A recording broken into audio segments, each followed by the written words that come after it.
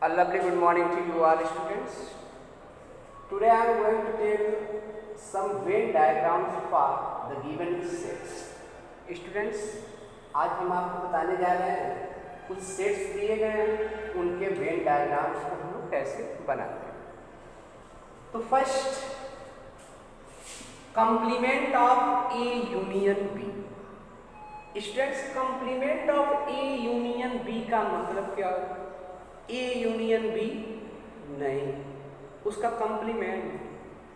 तो आप देखे होंगे जब कभी भी कंप्लीमेंट के बारे में हम लोग बात करते थे तो यूनिवर्सल सेट वहाँ पे हम लोग राइट करते थे, तो उसको हम लोग यू से रिप्रेजेंट करते थे। और जब मैं आपको वेन डायग्राम बताया था तो बताया था कि यूनिवर्सल सेट के लिए वेन डायग्राम क्या होता है? रेक्टेंगल होता है।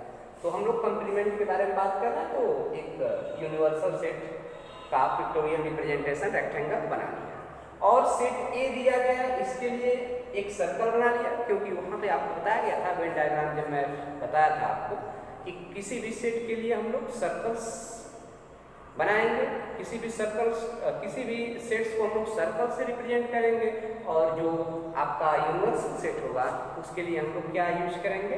रेक्टेंगल यूज करेंगे। तो ए और बी के लिए हमने एक सर्कल बना दिया।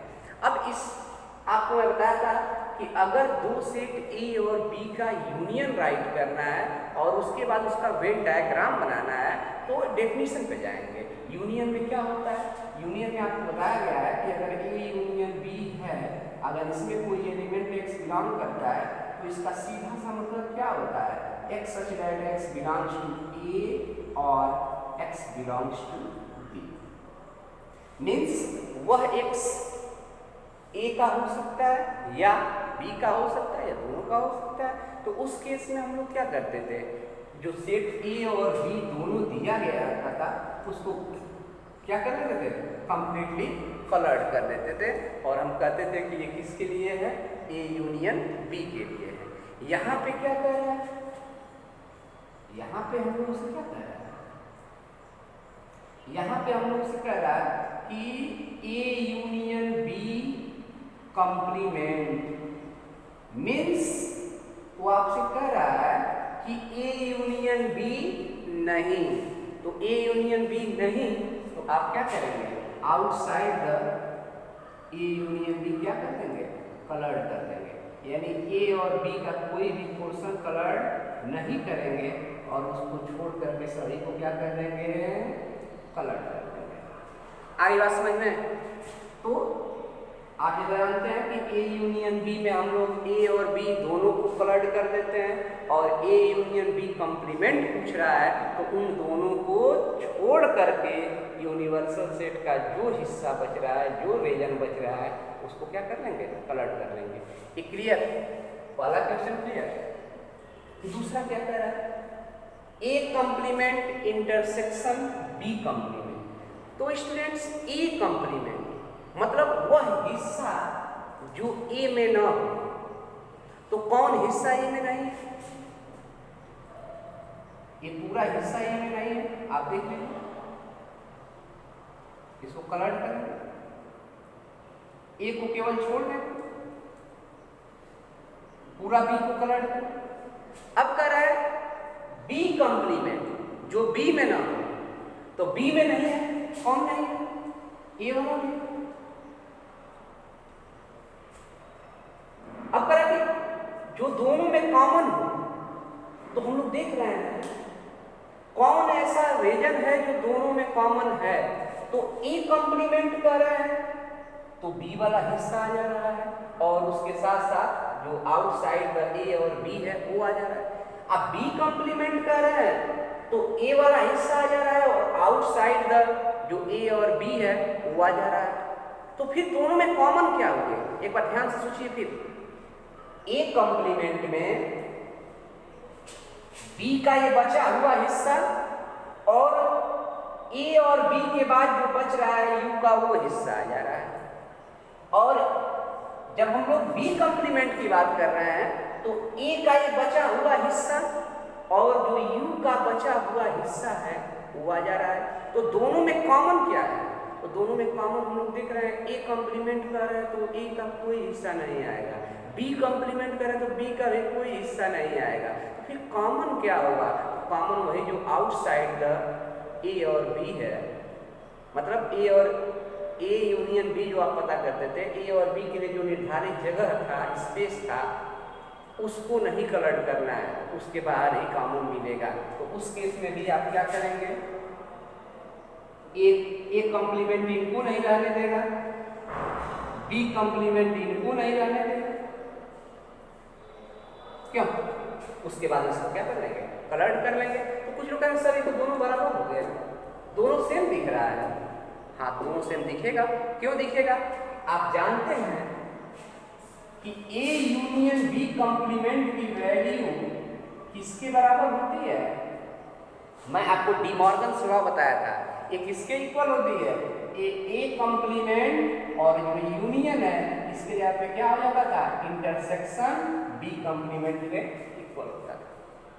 तो देखिए वही दोनों है, तो इनका वेन डायग्राम भी क्या बनेगा? सेम ही बनेगा। नेक्स्ट करा ए इंटरसेक्शन बी कॉम्प्लीमेंट। तो ए इंटरसेक्शन बी मतलब जो दोनों में क्या हो? कॉमन हो। तो ए इंटरसेक्शन बी मतलब जो दोनों में क्या हो? कॉमन हो। अब ये कह रहा है ए इंटरसेक्शन बी कॉम्प्लीमेंट मतलब ए इंटरसेक्शन बी नहीं, उसको छोड़कर। तो ए इंटरसेक्शन बी नहीं, ए नहीं, इसको छोड़कर कलर्ट कर दिया जाए। तो आप ए इंटरसेक्शन बी मतलब ये जो कॉमन रीजन है इसको छोड़ करके सबको क्या कर देंगे? कलर्ट कर देंगे। अब कर रहा है ए कॉम्प्लीमेंट, क्या कर रहा है? A complement. तो ए का कॉम्प्लीमेंट क्या कर रहा है? ए छोड़कर। तो ए छोड़कर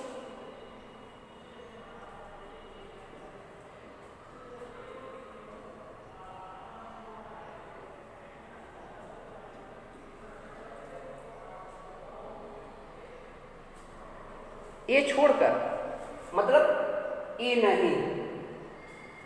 अब करा बी छोड़कर। तो एक मिनट थोड़ा ध्यान देंगे आप,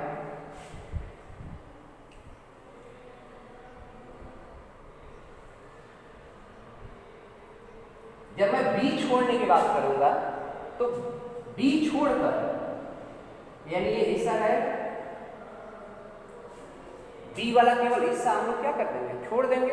अब इन दोनों को आप एक साथ कंपोज करिए। तो कंपोज करेंगे, क्यों कंपोज करेंगे? यूनियन पूछ रहा है। तो यूनियन में जो हिस्सा ए के लिए है वो भी चलेगा, जो हिस्सा बी के लिए है वो भी चलेगा, और जो कॉमन है वो भी चलेगा। तो देख रहा है कि ये जो ए और बी को छोड़ करके आउटसाइड है वो दोनों में चलेगा, और ए के लिए हिस्सा क्या है? बी वाला इतना जो कॉमन है उसको छोड़ करके, तो मतलब बी वाला इतना चलेगा। और जब बी कॉम्प्लीमेंट के बारे में कह रहा है तो कह रहा है बी वाला छोड़ करके जो ए वाला है इतना, ये भी चलेगा। तो इतना ये भी चलेगा, यानी इसको भी कलर्ट करेंगे हम। तो ओवरऑल हम लोग क्या देख रहे हैं? A complement union B complement के लिए वेन डायग्राम क्या? तो सेम यही होगा जैसा ऊपर दिया गया है, क्योंकि आपको फिर बताया गया था कि डी मॉर्गन्स जो सेकेंड लॉ है उसमें क्या होता था? उसमें होता था complement of intersection of A and B will be equal to complement of union of A and B. तो इन दोनों का वेन डायग्राम सेम आ रहा है, इन दोनों का वेन डायग्राम सेम आ रहा है। अगर एग्जाम में क्वेश्चन पूछ दिया जाए और इसको लेकर के आपको कंफ्यूजन क्रिएट हो जाए तो हम लोग क्या करेंगे ए यूनियन बी नहीं। तो ए यूनियन बी जानते हैं कि हम लोग ए और बी के जो जितने बने रीजन है सबको कलर्ट कर देंगे। ए यूनियन बी कॉम्प्लीमेंट कर रहा है यानी ए यूनियन बी नहीं, तो ए यूनियन बी को छोड़ करके सबको क्या कर देंगे? कलर्ट कर देंगे। और ए भले ही ए आपको मान लीजिए नहीं आ रहा है, लेकिन आप डी मॉर्गन्स लॉ से जानते तो हो ना कि ए यूनियन बी का complement A complement intersection B complement के बराबर ही होता है। तो जो वेन डायग्राम इसका बनेगा इसके लिए वही इसके लिए भी बनेगा। क्लियर? तो आप ऐसे कर सकते हो। एक आ रहा है A intersection B complement, means A intersection B complement, A intersection B नहीं, मतलब जो दोनों से कॉमन रीजन है वो नहीं, तो जो उसके साइड साइड है उसको कलर्ट कर और इसके लिए पूछ दिया और आपका कंफ्यूजन क्रिएट हो रहा है, तो क्या करेंगे? आप जानते ही हो ए इंटरसेक्शन बी का जो कंप्लीमेंट होता है, ए कंप्लीमेंट यूनियन बी कंप्लीमेंट के बराबर होता है डी मॉर्गन्स लॉ से, तो इसका जो वेन डायग्राम है वही इसके लिए भी वेन डायग्राम होगा। क्लियर? ये बातें समझ में आ गई? Okay, thank you very much. ऐसे ही क्वेश्चंस आप पूछते रहिए, आपको सॉल्यूशन बता दिया जाएगा। Okay, thank you.